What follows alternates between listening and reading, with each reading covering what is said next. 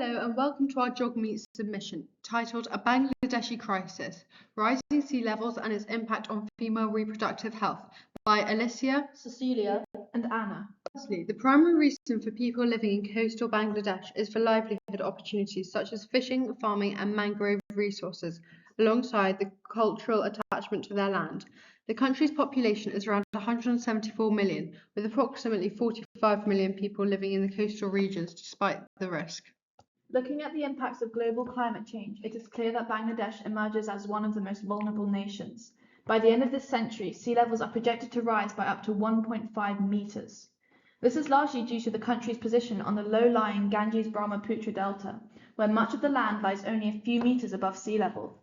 As a result, storm surges, high tides, and changing rainfall patterns are increasing, accelerating saltwater intrusion into rural areas. Seawater is pushed inland, contaminating freshwater rivers, soils, and groundwater. Unprotected drinking water sources, such as ponds, are often highly saline, with concentrations reaching approximately 2.5 grams of salt per litre. This has become normalised for many women, to the point where uncontaminated water simply tastes too flat. By 2050, a significant proportion of Bangladesh's land could be lost due to rising sea levels, causing large-scale displacement and vulnerability. In coastal Bangladesh, rising sea level affects everyone, but not equally. Women face greater risk due to social and cultural inequalities. These norms limit mobility, making it harder to evacuate or access relief during disasters. Due to poverty, many women work locally, collecting water, farming, or fishing, while men often move inland or work abroad. This keeps women close to the rising coastline, increasing their direct exposure to the salinity and unsafe conditions. At the same time, women are expected to care for children and the elderly, often staying behind during floods, risking their life for others. These expectations increase both emotional and physical strain. Sea level rise amplifies the existing gender inequality, placing women on the front line of risk. Beyond flooding, the rising sea levels are having serious impacts on women's reproductive health. As seawater contaminates drinking supplies, many women consume highly saline water, which is strongly linked to pregnancy complications. One major condition is preeclampsia, a dangerous form of high blood pressure. Studies also show higher rates of miscarriage and stillbirth in highly saline areas.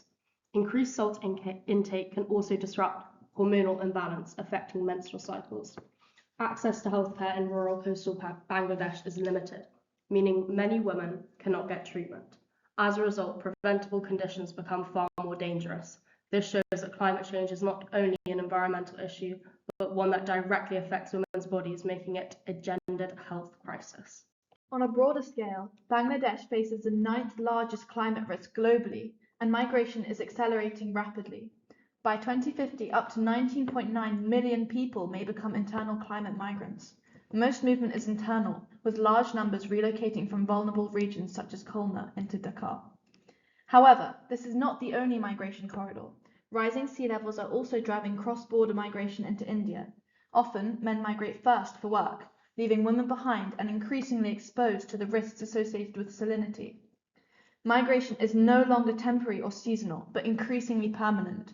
As agricultural collapse intensifies, millions are being pushed from their homes, transforming migration into a necessity for survival.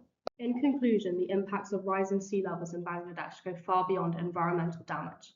They intensify existing inequalities and place a disproportionate burden on women, particularly in relation to health.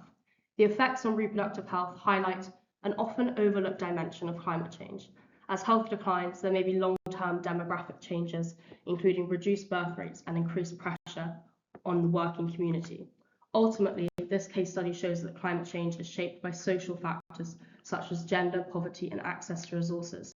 Addressing it will require not only environmental solutions, but also greater investment in healthcare, education, and gender equality.